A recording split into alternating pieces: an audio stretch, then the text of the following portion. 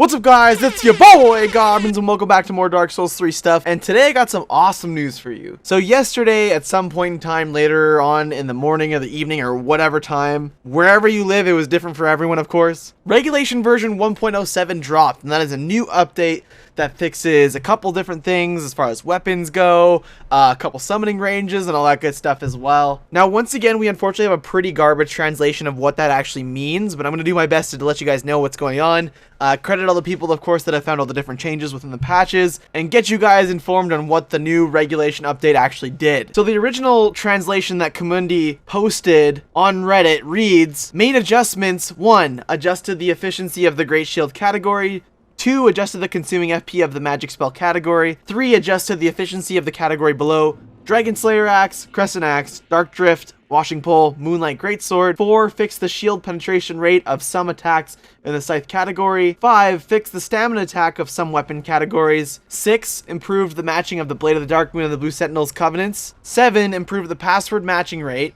8. Improved other game balance. 9. Several game flaws fixed. What we know about those game flaws? I don't know. We don't. It's just some game flaws. That's all you get. Now, that being said, I do want to remind you guys that a regulation patch only tweaks values within the game in itself. So this is primarily an adjustment of numbers, not so much like hitboxes and like how fast certain things swing or graphical errors and that kind of stuff. It is purely on the number side for regulation updates and versions. Whereas like a normal regulation update slash patch would be like a full-on, you know, it gets downloaded off PSN, Xbox Live, Steam, all that stuff, and you would of course have to wait some time to have that installed and whatnot. Whereas this is just applied over their servers and it tweaks some numbers, I'm pretty sure. So if you guys are thinking like, oh, Goblins, you know, they didn't fix the swing rate of X weapon, or they didn't adjust the like poise in the hitbox of X thing that happened with X, that's not what this regulation version actually does. But either way, let's talk about those changes. So I'd like to give a big shout out to Zansakyu on Reddit for posting a detailed list of what actually changed within this regulation update. So From had mentioned that they adjusted the Great Shield category. It seems that the rumor right now is that Great Shields now require more stamina to attack with them. Now, I'm not a Great Shield user, I'm a pure caster, I'm not too sure if I can confirm that, but rumor has it that that's the case. So if you're killing people with Great Shields and punching things and hitting things, then it'll probably use more stamina, and maybe even more stamina to block. Once again, I can't confirm, unfortunately, right now,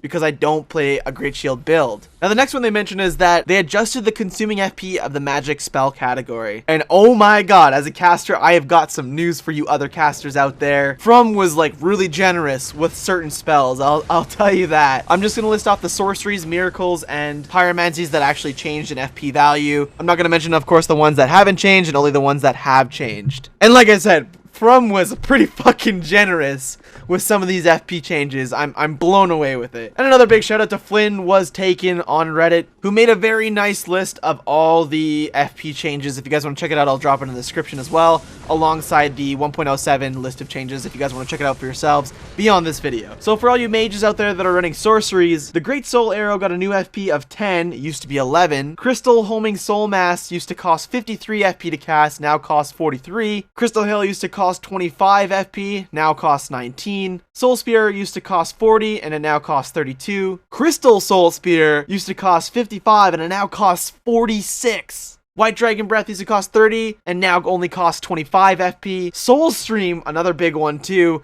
used to cost 60 FP, now costs only 55. Soul Greatsword used to cost 28 FP to cast, now costs 23. And Fair and Flash Sword used to cost 5, now costs 4. Crystal Magic Weapon used to cost 50 FP, now costs 45. Pestilent Mercury used to cost 17, now costs 13. Deep Soul used to cost 7, now costs 6. Great Deep Soul used to cost 11, now costs 9. Affinity used to cost 45, now costs 40. And Dark Edge used to cost 33, now costs 26. Now, the only FP range that they actually nerfed for sorceries was Magic Weapon. Used to cost 21, now costs 25. So that's 4 points more FP than it does cost now. But that's the only thing in sorceries that unfortunately costs more. Now, Miracles got a huge buff as well as far as FP costs. They were already too expensive, and to run an all miracle build was like a pain in the ass. And the only reason I actually know that is because I just switched over to an all pure miracle build, which I'm currently working on a video right now for you guys for a pure PvP miracle build if you guys are interested, but just throwing it out there. This is like an awesome patch to see. I'm stoked on these numbers, so let's get into it. Seek Guidance used to cost 20, now costs 15. Lightning Spear used to cost 27, now costs 23. Great Lightning Spear used to cost 38, now costs 32. And the big kahuna, Sunlight Spear, used to cost 60, which was expensive to cast, and it now only costs 48. Oh my damn! Oh man! Hell yeah! Yeah! Lightning Stake used to cost 50, now costs 35. Again, huge change on that one. And Lightning Storm used to cost 50, now costs 36 as well. So those were the big ones, and there was a couple other ones that aren't as big, but still pretty interesting. Vow of Silence used to cost 40, now costs 35. Gnaw used to cost 18, now costs 15. Doris's Gnaw used to cost 24, now costs 20. Life Hunt Scythe used to cost 25, now costs 20. Now apparently on that Life Hunt Scythe, some people are reporting that it actually costs like 23 realistically instead of like a 25 or a 20. So that's not a huge FP difference anyways, so I'm not really concerned about that, but apparently the number's actually off for that one. Now as far as Miracle nerfs, there hasn't been any FP nerfs in the Miracles, so that's pretty cool as well.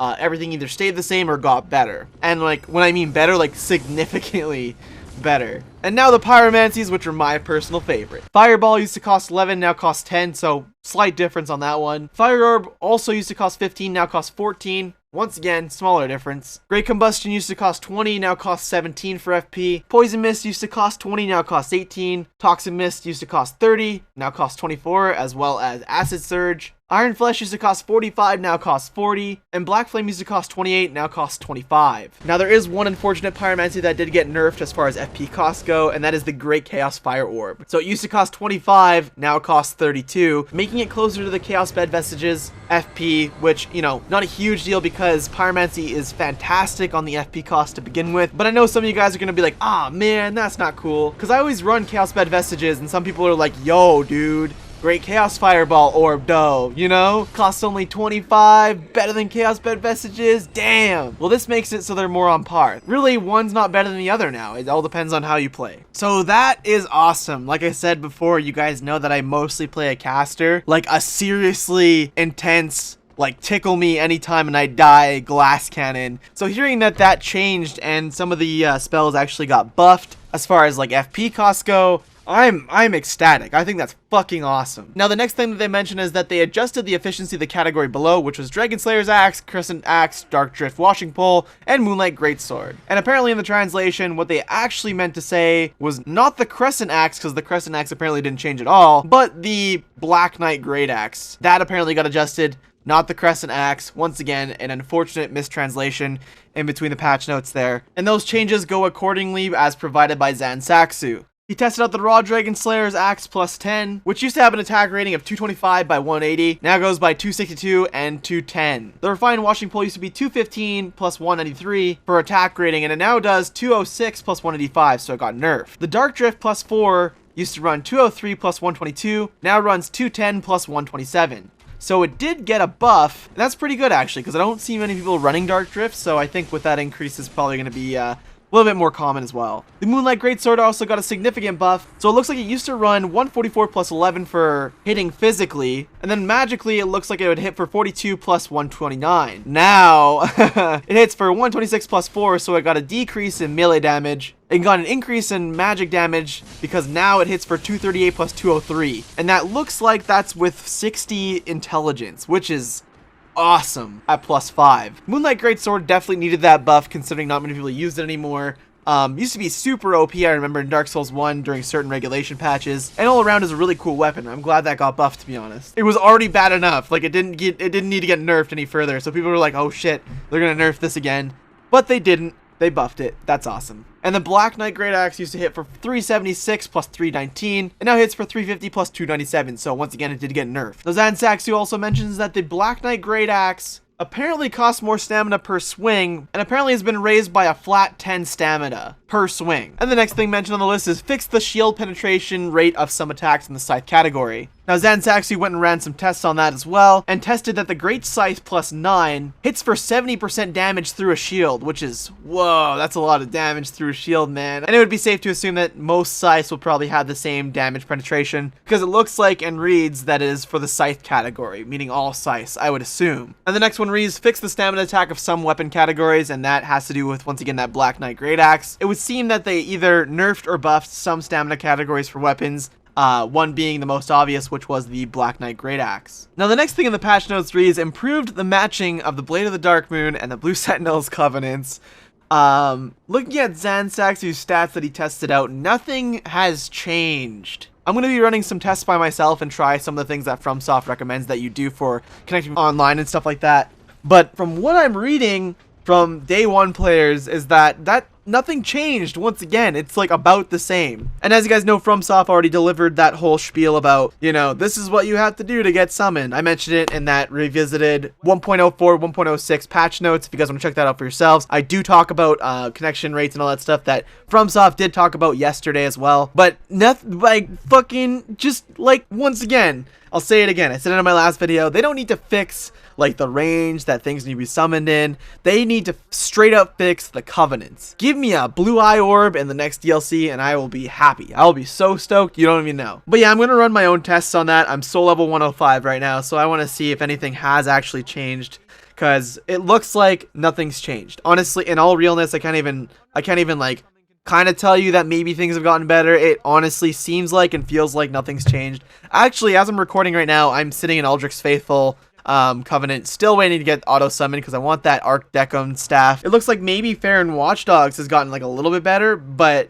not really, considering you can invade with the red eye orb and instantly be summoned pretty much. But yeah, with every other covenant, it's like you have to wait like an hour or two to actually get summoned in to help someone out, and that's bullshit. That's absolute garbage. And Zansaxu also mentions that all the same glitches still work. They didn't patch the glitches. I think that'll probably be more or less for like an actual version patch, as I mentioned in the beginning of the video. So the Sacred Flame glitch still works, Swordmaster glitch still works, the Stora's Greatsword roll R1 still considered a thrust attack, and the casting animation swap glitch still works. I'm not going to get into detail about those glitches. If you look hard enough, you can see footage of that stuff and do it yourself, but I am not the kind of guy to mess around in Dark Souls with really gimmicky-esque glitches in PvP and in PvE, because like that's just, I don't know, kind of ruins the game, I feel like. And the more people that know, the worse, you know? And then approximately 6 hours ago from when I'm reading this, community posted all about online matchmaking, talking about what you could do and the steps you can take in adjusting your online play and adjusting your auto summon covenants and all that stuff